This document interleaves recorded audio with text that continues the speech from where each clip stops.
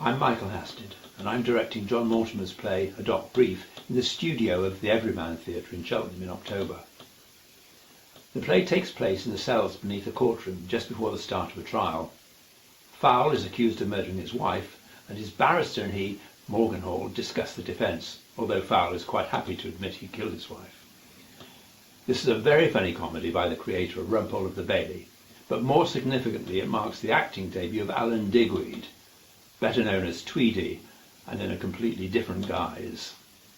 So normally my day job, if you like, although most of it's in the evening, is a clown. I work at Gifford Circus, some of you might have seen me there, or at the pantomime at the Everyman Theatre in Cheltenham. So that's what I normally do, but for this venture I should be acting in a play. For those who don't know, you're not a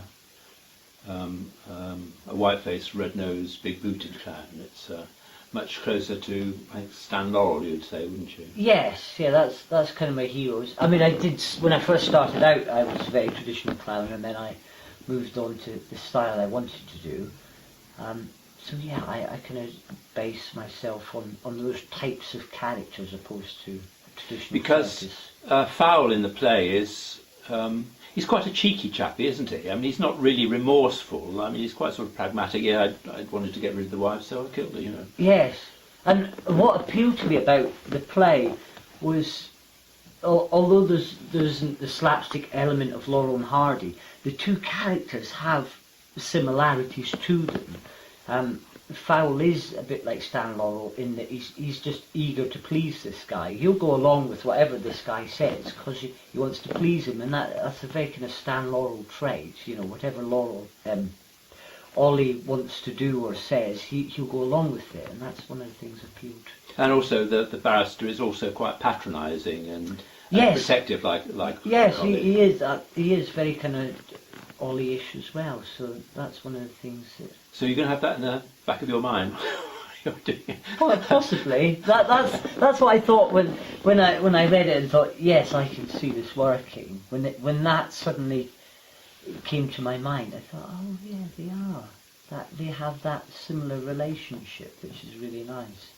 But as long as you don't scratch your head and say this. Yes, no, I'm not going to. Yeah, no, I'm not going to do an impression of Stan Laurel, but it's that relationship that appealed to me. So, what do you think your years of experience as a clown and working, it's not only a circus, you do pantomime as well, can bring to a straight play?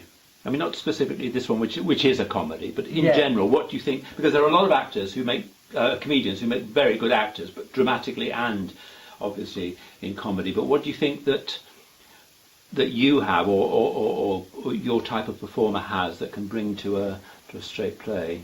Well, obviously with a comedy there's a timing, but I think with a lot of comedians, to get comedy, they look at how people behave and people's mannerisms and things like that. Comedy is about observing people, and I think that's one of the key things that can help with creating characters and I think that's the key, because when you see people having this discussion, they'll say, "Oh, it's the timing of a comedian." But I mean, actors have got to have timing. That's an integral part of their thing. But I think this first-hand observation that you would use, rather than having that interpretation foisted on you, if you like, is a strength. Yeah, I think so. Yeah. You've always been called Tweedy, haven't you? Since when did that start? 20 years ago it was. When you started clowning? Or before then? You weren't called to the school or anything? No. It was going to be Weedy, because my last name's Digweed, but there was already a Tweedy the Clown. And my boss at the time suggested putting a T in front because of the Scottish connection, and it became Tweedy. We've already agreed that your red quiff is going to go. Yes. And also, and I haven't said this before, that for the course of rehearsals, we're going to be calling you Alan. Oh yeah, I might not respond. But no, who's he talking to? No, because the point is that obviously there's a great deal of you in Tweedy and vice versa. Yes. And although that's going to come through in the play. Yes. We don't want it to be Tweedy in a play. No. We want it to be Alan Digweed in the play. And Well, I think you should call me Mr. Digweed. or sir. That'd be Okay, better. fine. But I think not Tweedy. I think that Okay. it's going to make. I think that would make it easier for you. We shall see. But what do you think the problems are going to be for you working in a scripted straight play as opposed to a circus, which is to a certain extent ad-libbed, in a pantomime, which is much freer? What do you think the constraints are going to be, or what are you going to have to be aware of? One thing I'm going to have to be careful of is if there's scenes that are particularly physical and fast-paced, because when I get excited, I kind of just go into clown mode naturally, you know. So I think I need to watch that.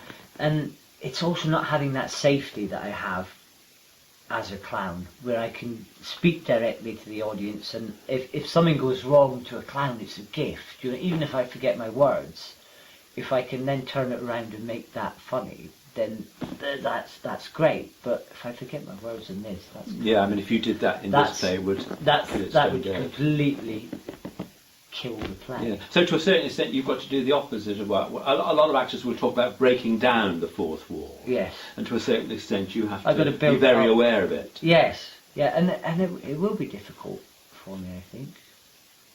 It will be a lot harder than any kind of show that I go in as Tweedy. So. Because when we first spoke, this was, I think, 4 or 5 years ago when we first discussed this, I think your first, maybe not your first choice, but the thing that came to your mind for doing straight stuff was Beckett. Yes, yeah. I love Beckett stuff. And it's very close to clowning. Very close. Although at the same time I couldn't be Tweedy in a Beckett play. You know, No, but you could get quite close. And someone, I don't know. I saw in the paper the other day they're doing a modern dress version of Waiting for Godot with 2 kids. I mean, 2 20-year-olds sort of hanging around the street version. Oh right. Oh. Yeah. But in the traditional Beckett character, then I think you could see, if you do Godot, I mean, Max Wall, another of your heroes, I think, did it. Yeah, Max Wall. And Krapp's Last Tape would be ideal for that. Yeah. Because you don't have to speak in that.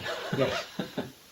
But no, in Doc Brief there is a lot of opportunity for you. I mean, there's the scene where they are rehearsing your defence. Yes. And so they reenact the courtroom to practice the thing. And you become the judge and one of the witnesses, and then somebody else as well. So there is this opportunity for you to find other characters and to clown around, if you like. Yes. I don't think those things want to be done seriously. Oh no.